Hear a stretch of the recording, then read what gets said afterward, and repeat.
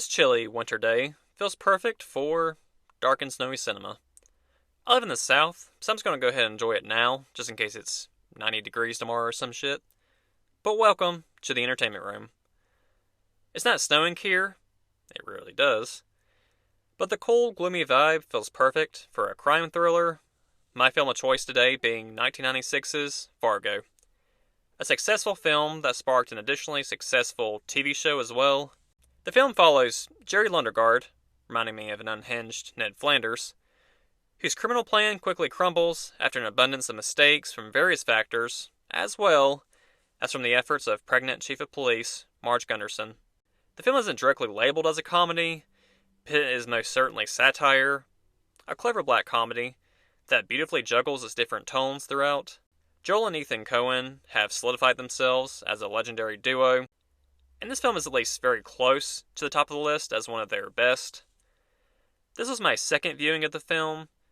Years ago I saw it for the first time, and I don't think I really gave it all the attention it deserved. This is one of those projects that absolutely demands your undivided attention. Not because it's a hard story to follow, because it isn't. It's just because there's so much magnificent dialogue and subtle humor that will just simply be missed if you zone out or look away. Let's dive right into Fargo and its success.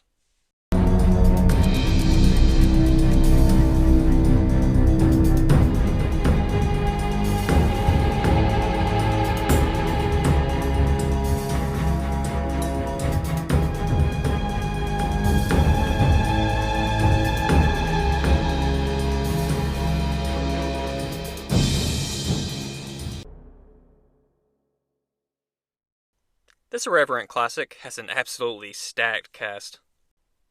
William H. Macy is a seemingly bumbling, yet shockingly menacing Jerry Lundegaard, paying a pair of criminals to kidnap his wife in order to obtain ransom money from his wealthy father-in-law, Wade. This performance was somehow Macy's one and only Oscar nomination, a disappointing fact, especially during a time when winning an Oscar meant more to more people. Before the Academy continuously stirred up as much controversy with their selections, and when they weren't enthusiastically digging themselves deeper and deeper into a hole. But anyway, Jerry's paid henchmen are Carl and Gare, portrayed by Steve Buscemi and Peter Stormare, respectively, our eccentric duo of criminals. To speak on Oscars again, a slight bit more, Joel and Ethan Coen earned Oscars for their writing. But the one I absolutely have to reference, of course, is Frances McDormand for her performance as Chief of Police Marge Gunderson. She's a generally happy, even perky officer who gets on well with just about anyone respectful to her. But do not take this trait as weakness. She's Chief of Police for a reason. Her subtle transitions and facial expressions and tone are just masterclass. With any performance in this film as well, a lot of really standout moments with the acting, the different actors' ability to make these subtle switches and mannerisms convincing. Line delivery in every way, no matter how unconventional, was just on point. With this film, if you're not familiar, it has a classic setup of a crime film, ransom kidnapping gone wrong, but it doesn't play out as your classic run-of-the-mill crime thriller. There's just so much brilliance with its writing and its undertones. But the character interactions, that's what is truly unique, and honestly steals the show here. And on a side note, I've never been to Minnesota or North Dakota, nor have I had many conversations with people from these areas, so I'm unsure how strong most people's accents are. But here, they are pronounced. That on its own already made conversations more investing for many viewers. Certain line deliveries and dialogue choices make it more clear that this was utilized as a comedic choice at least several times. But also I just loved how many conversations played out, multiple quotables, plus all the awkward pauses. Some conversations even felt like they lacked purpose, although they rarely did. Even in its bizarre nature at times, it was impressive how it all was still just so vital to the story. One of the most amusing scenes was when an officer questions a potential witness about an exchange he had with one of the criminals. The way he just told his side of the story was just so extra and filled with detail in the most unnecessary places. I was just rolling through this entire scene. Then they briefly discuss the weather and just go on about their day. Some of the relationships also are kind of unexpectedly admirable. With higher up police officers and detectives in films and TV shows in particular, oftentimes there's strain with the spouse, and at times even infidelity. But here, we get a normal, healthy, supportive marriage between Marge and her husband Norm. What actually elevates the tension in this film is that most of the characters are massively ordinary.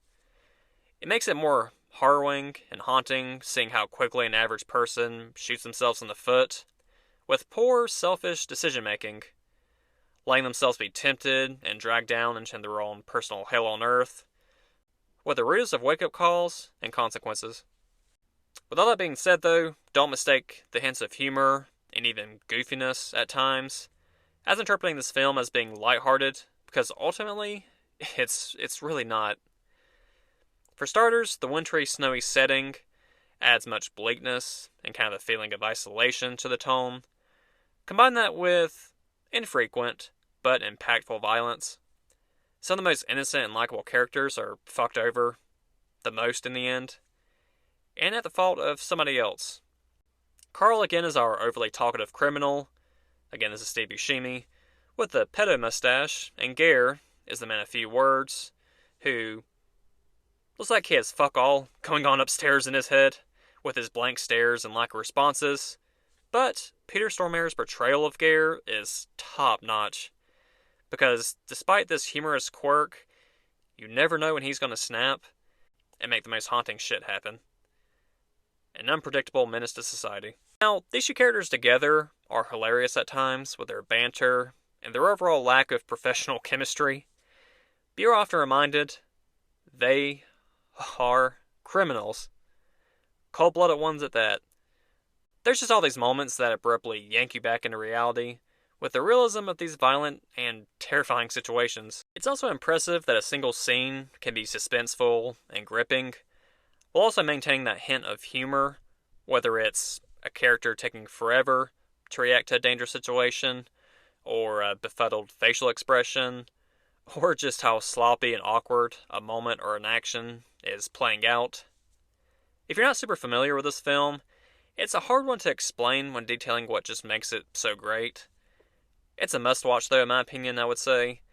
If you do decide to put it on, don't be on your phone.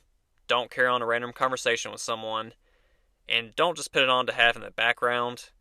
Give it your full attention, at least the first time around. The multiple tonal shifts may throw you off a bit, along with the oddball conversations, and it may not land, but I overall feel confident in my recommendation, and it's not even a 2-hour film on top of everything else. Before I get into spoilers, I'll reference a scene that I will discuss more soon.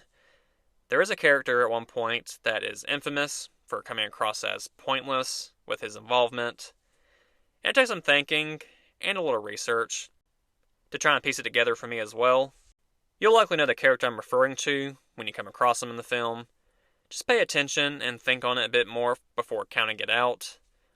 But anyway, there's my general thoughts. The film is equal parts menacing and satirical, mixed up just so exceptionally well for a satisfying wintry evening. Now, on to spoilers. To start off spoilers, I think the first thing I'll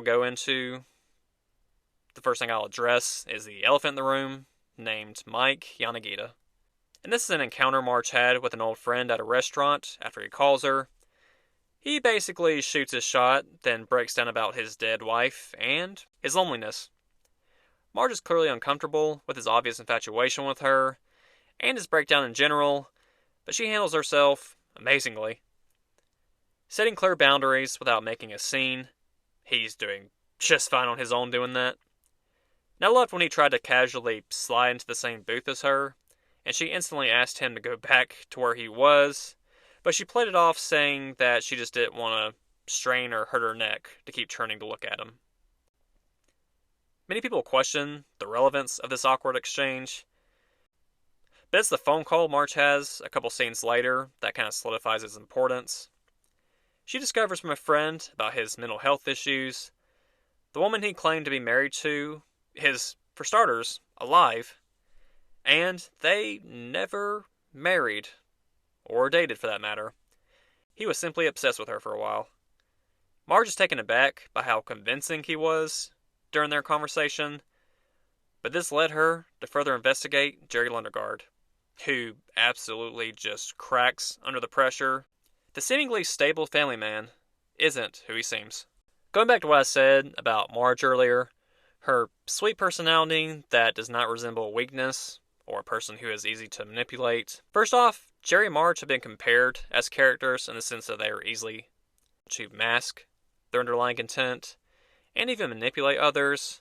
Marge, of course, being well-intentioned in this and better at it.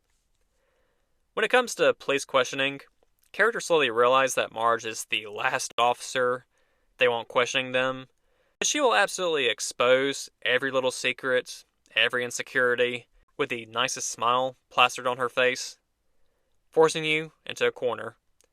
And that's without using physical aggression like your typical tough guy, big city movie cop. In addition, she doesn't take disrespect lying down. Don't get snippy with her like Jerry did. Speaking on Jerry again, he is ultimately sinister and selfish, and for a while, he hid that part of him so well from others. If no other moment before, the moment for me that he truly becomes unredeemable is when the kidnapping occurred of his wife and he discovers it. If he gave a sliver of a fuck about his wife Jean, he would have at least been a little more shaken up by the reality of the situation, I would think. He has to practice his emotion and his wording before calling his father-in-law with the news. Even if I set this up for my wife, I think putting emotion, or at least stutters or something, into the phone call would have come across a little more natural for me. Not to mention, he gets his wife, father-in-law, a cop, and an innocent passerby couple killed, even if indirectly. Plus he abandons his son, first by fleeing, then of course by going to prison, likely. These deaths and outcomes really ground the story also, and its realism, and just seeing how quickly consequences occur due to self-serving actions. And some people were simply in the wrong place at the wrong time, or simply just involved with the wrong people. Jean's death in particular is especially heartbreaking, knowing the trauma she endured, just to have her depressing outcome in the end. Her dad Wade was an arrogant, greedy, slightly less exaggerated Carter Peterschmidt-like character straight out of Family Guy, but he did lose his life trying to get Jean back himself.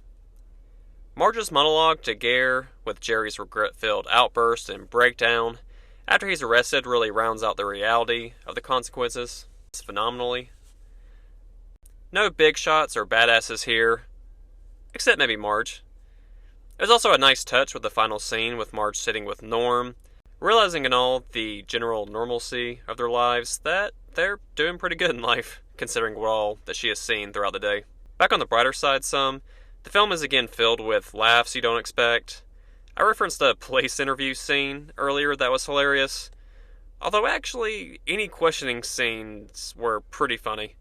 Marge's questioning of the two prostitutes at one point was amusingly unhelpful.